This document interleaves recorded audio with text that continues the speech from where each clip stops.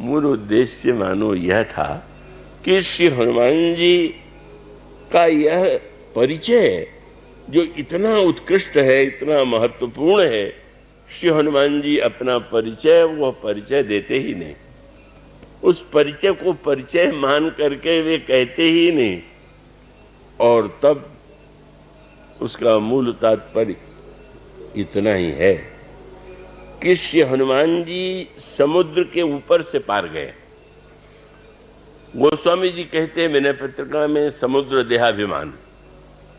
तो देह के नाते वे जिसके पुत्र हैं, अगर उसके नाते परिचय दें तो इसका अर्थ है कि उन्होंने देहाभिमान के ऊपर अभी नहीं उठे, देह के नाते से ही अपना नाता दे रहे हैं। पर हनुमान जी तो सचमुच देह के अभिमान से ऊपर उठे हुए और देहाभिमान के समुद्र को पार कर चुके हैं। इसलिए श्री हनुमान जी महाराज जो हैं, उनका परिचय न देने का तात्पर्य ये था कि वस्तुतः देह के नाते से जो व्यक्ति का परिचय होता है वो वास्तविक नहीं होता है। वो तो बदलते रहता है, हर समय कोई न कोई संबंध, कोई न कोई बात से उसका कभी किसी जात में जन्म हो गया तो जाति हो गई, क्योंकि अनेक जन्म होते। कभी कोई संबंधी हो गया तो कभी कोई संबंधी हो गया। इसलिए जो शरीर को केंद्र मान करके उपासना करना चाहेगा वो तो संभव ही नहीं, क्योंकि वो तो नाते बदल गए, संसार बदल गया। तो मानो सबसे पहले विभीषण को की जो भ्रांति है, आप सब बड़े संत हैं और फिर निवेदन करता हूं कि कोई चटपटी कथा मेरे पास नहीं है, आप सब शायद मुझसे वो सुनने की आशा भी नहीं करेंगे। उसका अभिप्राय ये है कि श्री हनुमान जी जो हैं विभीषण को जगाने आए। अब इसको आध्यात्मिक अर्थों में देखिए। गोस्वामी जी कहते हैं जिस समय हनुमान जी विभीषण के द्वार पर जाकर के खड़े हुए, ताही समय विभीषण जागा का उसी समय विभीषण जग गए।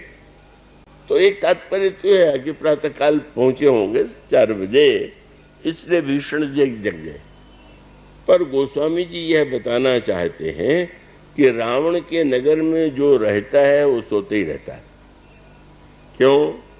तो भाई आप पढ़ेंगे, मोह निशा सब सो निहारा, देखिए सपन अनेक प्रकारा, मोह की रात्रि में जीव सोया हुआ।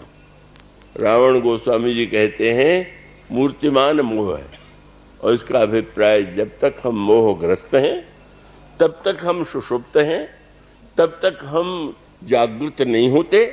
और संत का दर्शन और संत के सत्संग का फल ये है कि हम सोते से जग जाएं।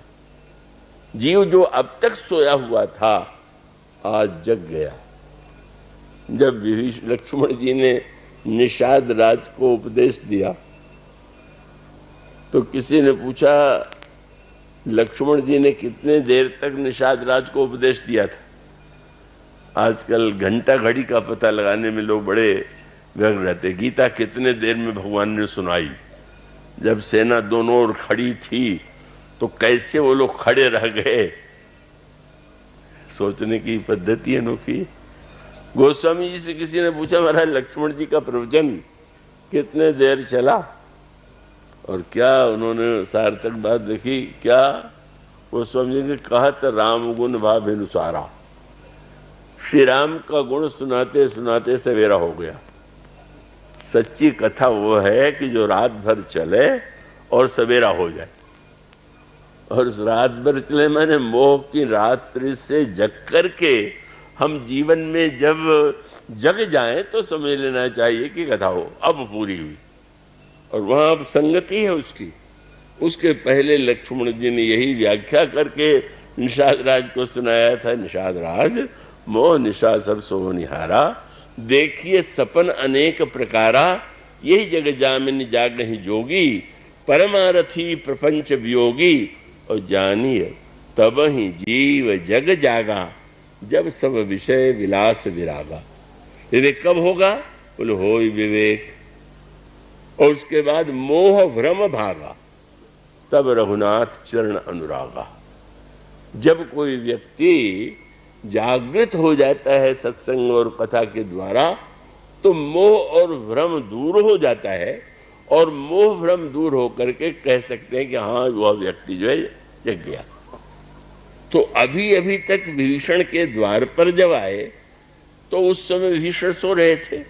भौतिक अर्थ में रात का समय था, और आध्यात्मिक अर्थों में जब तक मोह का मैं भाई हूं, मोह मेरा बड़ा भाई है और हमें तो मोह का ही अनुगमन करना चाहिए, तब तक तो व्यक्ति भ्रांति में रहेगा ही। मोह आपका अगर बड़ा ही भाई हो गया तो आप तो मोह कभी नहीं छोड़ पाएंगे। अगर कोई व्यक्ति कहने लड़कपन से मुझे बहुत क्रोध आता था, क्रोध मेरा पुराना संबंधी, लोभ मेरा पुराना संबंधी, अहंकार और मोह अब मेरा पुराना संबंधी है, तो यही संबंध रहेंगे तो श्री राम से संबंध क्यों रखेंगे। इसलिए मानो विभीषण को सचमुच जगाने का कार्य श्री हनुमान जी ने किया, और वो कार्य यही था। सुन करके उन्होंने एक जो भ्रम था, होय विवेक मोह भ्रम भागा। वो भ्रम क्या? मैं लंका में रहता हूं, रावण मेरा बड़ा भाई है, बड़ा भाई पिता के तुल्य होता है, मैं छोटा भाई। और तब वह जो हनुमान जी का वाक्य था उनके भ्रम को दूर कर देता है।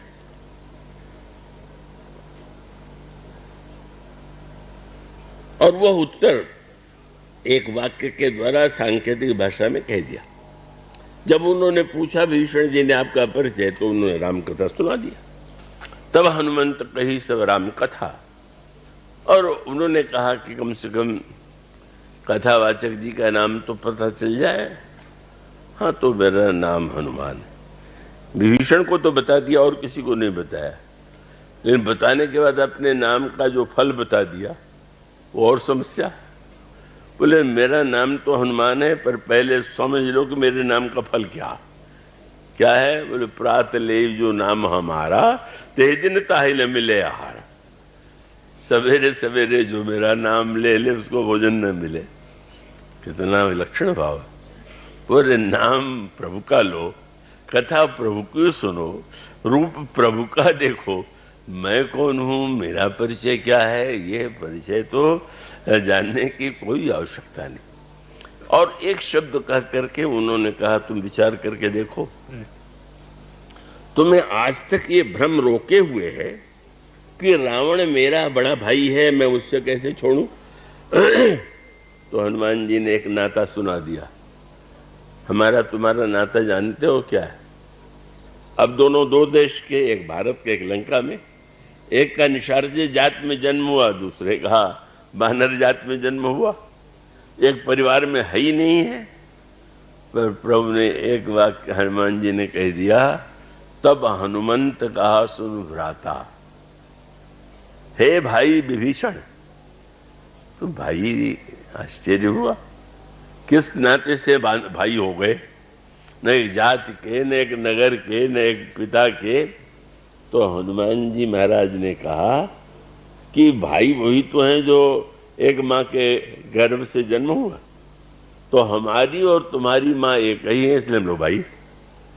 और ओपन तब हनुमंत कहा सुन भ्राता, देखी चाहूं जानकी माता। अगर तुम एक एक जन्म में जो बदलने वाली माताएं हैं उनको माता मानोगे तो तुम्हारे नाते बदलते रहेंगे, पर जो नाता शाश्वत है, श्री किशोरी जी तुम्हारी माता, श्री किशोरी जी मेरी माता, हम तुम्हारे भाई हैं। अब तुम्हें निर्णय करना है कि नकली भाई का साथ दोगे कि असली भाई का साथ दोगे। शरीर के नाते से जो भ्रम हो गया है उसे सत्य मान करके तुम लंका में पड़े हुए हो। और जब तुम समझ जाओगे कि नहीं, तो वस्तुतः भगवान से संबंध का ज्ञान, उपासना कब होगी? संसार में सभी जो लोग निकट दिखाई दे रहे हैं उनसे सबसे हमारा कोई न कोई संबंध है, और केवल जो सबसे हमारे निकट है, जो हमारा वास्तविक शाश्वत संबंधी है, उस संबंधी को भूल गए। जब रावण का त्याग उन्होंने किया तो उसका तात्विक तात्पर्य है कि मिथ्या भ्रांति जन्य जो संबंध या भ्रम और मोह है उसका परित्याग किया। तो मोह भ्रम का परित्याग किए बिना मैं वो तो बिनु सत्संग न हरि कथा ते बिन मोहन भाग, मोह गए बिनु राम पद होय न दृढ़ अनुराग। वस्तुतः साधना का क्रम ही इसमें विद्यमान है। और इस तरह से मानो उसका सूत्र यही है कि उपासना का वस्तुतः का मनुष्य के मन में, हृदय में उसकी का उद्भावना कब होगी कि जब वो अपने उपास्य को समझ ले, अपने उपास्य को जान ले, अपने संबंधी को पहचान ले कि ये हमारे संबंधी। तो पहला कार्य तो यही है। तो मानो उपास्य, उपासक और उपासना, उपास्य कौन है ये जाने, और फिर तब अपने आप को हम उपासक के रूप में देखेंगे। वह परिचय जो हम लोगों को दिया करते हैं वो परिचय नहीं देंगे। और फिर उपासना, जब विभीषण और प्रभु का संवाद हुआ तो प्रभु ने जो उपदेश दिया और अंत में ये कहा कि मेरा जो उपासक है उसमें ये लक्षण विद्यमान रहते हैं।